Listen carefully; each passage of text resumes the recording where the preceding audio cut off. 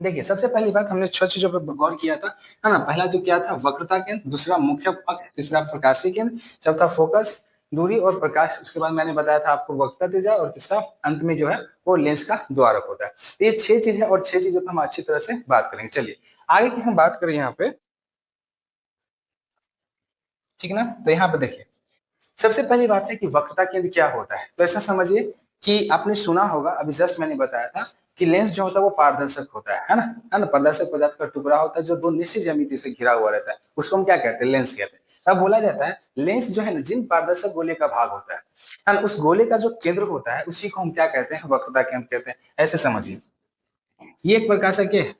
एक प्रकार से मान लीजिए क्या है? गोला है, और इस गोले के अंदर क्या होगा? केंद्र तो होगा ना। इस गोले का केंद्र क्या होगा? ये। तो लेंस जो है ये है कैसा? तो ये पारदर्शक है।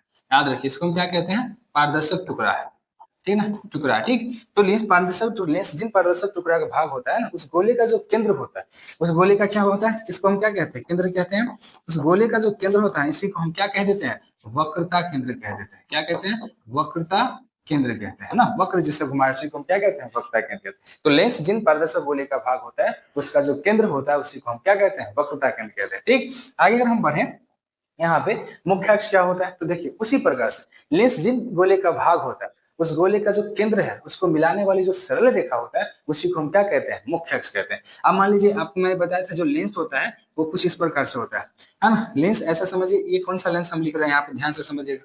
ये जो है इस प्रकार से एक लेंस है, इसको हम क्या कहते हैं? उत्तल लेंस कहते हैं। और यहाँ से एक मान लीजिए वक्ता केंद्र, और यहाँ से एक मान लीजिए वक्ता केंद्र, और ये दोनों को जो मिला देते हैं इसी को हम क्या कहते हैं? मुख्य अक्ष कहते हैं। लेकिन ऐसा समझिए, एक जो सीधी रेखा जो है ना, खींचा जो जाता है, इसी को हम क्या कहते हैं? मुख्य अक्ष कहते हैं। क्या कहते हैं? मुख्य अक्ष कहते हैं। एक जो सीधा रेखा है उसी को मुख्य कहते हैं। सीधा रेखा बोलिए, या आप इसको क्या बोल सकते हैं? सरल रेखा बोल सकते हैं, है ना? एक सरल रेखा खींचा गया, उसी को हम क्या कहते हैं? यहाँ पे कहते हैं मुख्य अक्ष कहते हैं। अगला जो आपका है